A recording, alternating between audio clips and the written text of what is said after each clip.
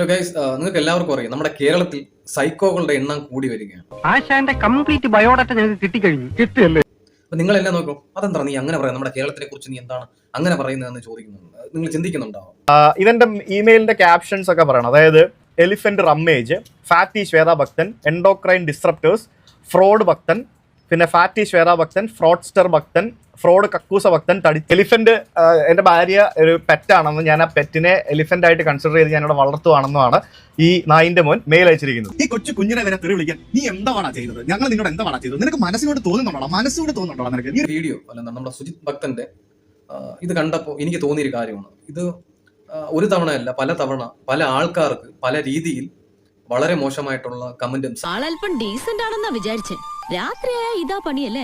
Negative comment വരുന്ന സാധാരണമാണ്. Okay, ആ നെഗറ്റീവ് കമന്റ് വരുന്ന നമുക്ക് സാധാരണമാണ് എങ്കിലും പക്ഷെ പല പല സൈക്കോകൾ നമ്മുടെ എന്താ പറയാ നെഗറ്റീവായിട്ട് കമന്റ് ഇടുന്ന, മനഃപൂർവ്വം നെഗറ്റീവായിട്ട് വർഷങ്ങളോളം നിരന്തരം ഇടുന്ന കുറെ ആൾക്കാരുണ്ട്. അവരെ നമുക്ക് സൈക്കോളം നല്ലത് വേറെ ഒന്നും വിളിക്കാൻ സാധിക്കും. നമ്മൾ ആൾക്കാരുടെ നന്മയ്ക്ക് വേണ്ടി ചെയ്യുന്ന ഇവരൊക്കെ എന്താണ് ഈ മനസ്സിലാകാം? കുറച്ച് സംസ്കാരത്തോടുകൂടി സംസാരിക്കടാ. എന്റെ ശരി മാത്രമാണ്, മറ്റുള്ളവർക്ക് അത് അങ്ങനെ ആണോന്നില്ല. കാരണം എല്ലാ നെഗറ്റീവ് കമന്റ് ഇടുന്ന എല്ലാവരും മോശക്കാരനല്ല ഞാൻ പറഞ്ഞത്.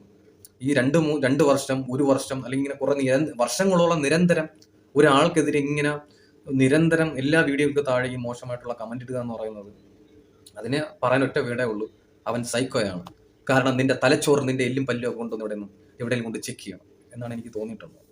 ബോധം വീണതിന് ശേഷം എനിക്കൊന്നും ഓർമ്മയില്ലാതായി. മറ്റുള്ളവരെ സന്തോഷമായിട്ട് പോകുന്ന പല ആൾക്കാരെയും ഈ മെന്റൽ ട്രോമയിലേക്കും ഡിപ്രഷനിലേക്കും പല തരത്തിലുള്ള ബുദ്ധിമുട്ടിലേക്കും തള്ളിവിടുന്നതാണ്. കാരണം ഇവരെയൊക്കെ കാണാൻ വളരെ മാന്യന്മാരായിരിക്കും. കാണുമ്പോൾ അയ്യോ അച്ചടാ എന്താണ് വളരെ അയ്യോ എന്താ പറയാ മുഖത്തോലും നോക്കില്ല, ഇങ്ങനെ കുനിഞ്ഞു പോകുന്ന പഞ്ചഭാവങ്ങളായിരിക്കും.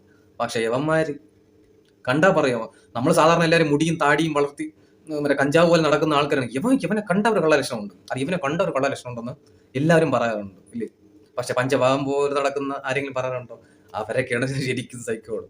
എല്ലാവരും അല്ല കേട്ടോ, കുറച്ച് ആൾക്കാരെ മനസ്സിലായി. അപ്പം എനിക്ക് തോന്നിയ അങ്ങനെയാണ്. കാരണം കേരളത്തിൽ ഒരുപാട് സൈക്കോളുടെ എണ്ണം കൂടി വരുന്നുണ്ട്. സൂക്ഷിക്കുക.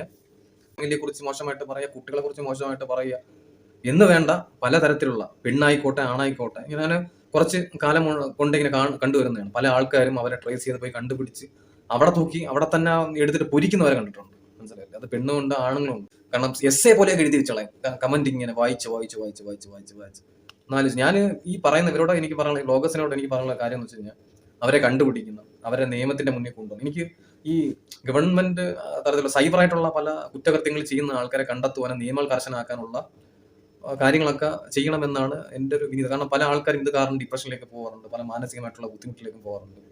അപ്പം അങ്ങനെയൊക്കെ കുറ്റങ്ങൾ ചെയ്യുന്ന ആൾക്കാരെ കണ്ടെത്തുവാനുള്ള കടുത്ത ശിക്ഷ കൊടുക്കാനുള്ള സാഹചര്യങ്ങളും ഒക്കെ നിയമ ഭേദഗതി കൊണ്ടുവരണമെന്നാണ് എൻ്റെ ഒരു അഭ്യർത്ഥന. Thank you so much.